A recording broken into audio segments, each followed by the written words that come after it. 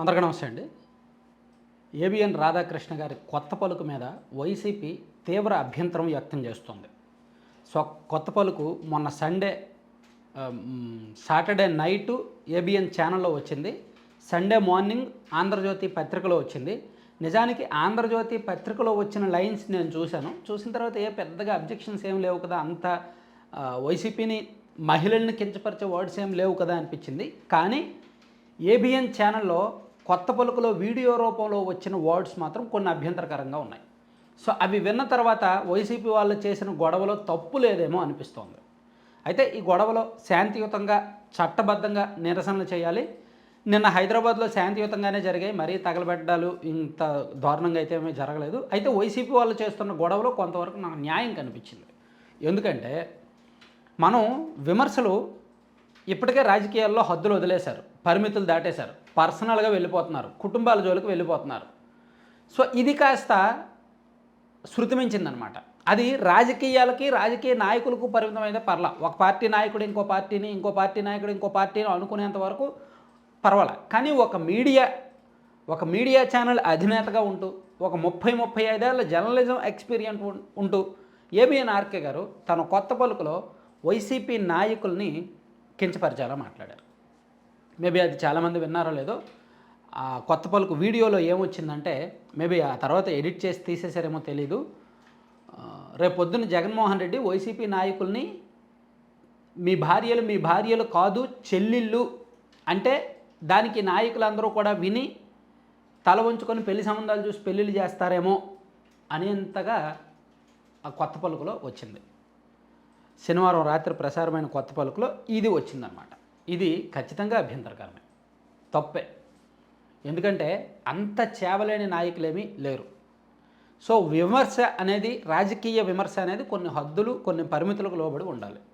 ఇప్పటికే ఈ జగన్మోహన్ రెడ్డి గారిని ఉద్దేశించి సైకో అంటారు, అండ్ తల్లిని చెల్లిని విమర్శిస్తూ ఉంటారు.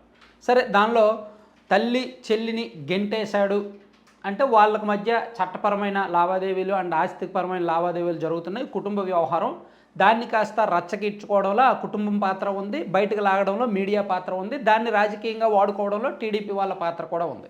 అది కాస్త పక్కన పెడితే వ్యక్తిత్వాన్ని కించపరుస్తూ సైకో అనడం, వాళ్ళేమో లోకేష్ గారిని పప్పు అనడం అండ్ చంద్రబాబు నాయుడు గారిని వేరేది అనడం, ఇదంతా కూడా రెండు పార్టీలు హద్దులు మీరిపోయాయి.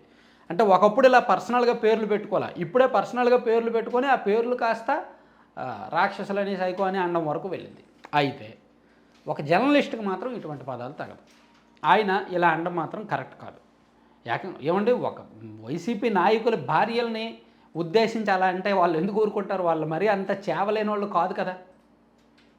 సో అందుకే అంత గొడవ జరుగుతోందనమాట. నేను నిజానికి ఆర్టికల్ చదివా. నేను ఏబిఎన్ ఛానల్లో శనివారం రాత్రి వచ్చిన వీడియో నేను చూడలేదు. నెక్స్ట్ డే ప్రింట్ అయిన ఆర్టికల్ చదివితే పెద్దగా అభ్యంతర పదాలు ఏమీ లేవు, మహిళలను ఉద్దేశించి అభ్యంతరకర పదాలు ఏమీ లేవు. కానీ సోమవారం వైసీపీ నాయకులు ధర్మాన ప్రసాద్ గారు, బొత్స సత్యనారాయణ గారు, గుడివాడ అమర్నాథ్ గారు, కురసాల కన్నబాబు గారు, ఇట్లా వైసీపీ నాయకులు అందరూ వరుసగా ప్రెస్ మీట్లు పెట్టి ఏబిఎన్ ఆర్కే కొత్త పలుకుని తప్పుపడుతూ ఉన్నారు. ఇదేంటి, వీళ్ళు ఎందుకు ఇంత తప్పుపడుతున్నారా అనిపించింది. మంగళవారం ఏమో వైసీపీ నాయకులు ఏబిఎన్ ఆంధ్రజ్యోతి కార్యాలయాల దగ్గర ధర్నా చేశారు. ఈరోజు కూడా ధర్నా చేయడానికి పిలుపునిచ్చారు. ప్రస్తుతం జరుగుతుంది.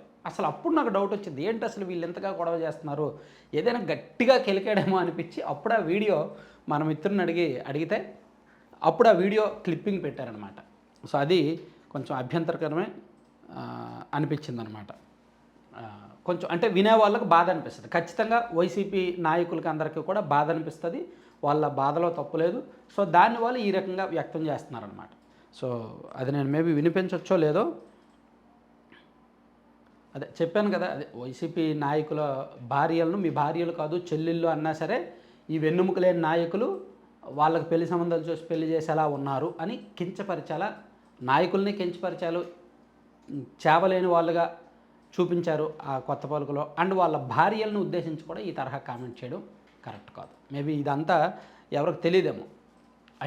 ఆ వీడియోలో ఏమొచ్చిందనేది వైసీపీ వాళ్ళకి ఎందుకు ఎంత మండుతోంది అనేది బయట వాళ్ళకి తెలియదేమో. ఆ వీడియోలో ఉన్నదైతే అదన్నమాట.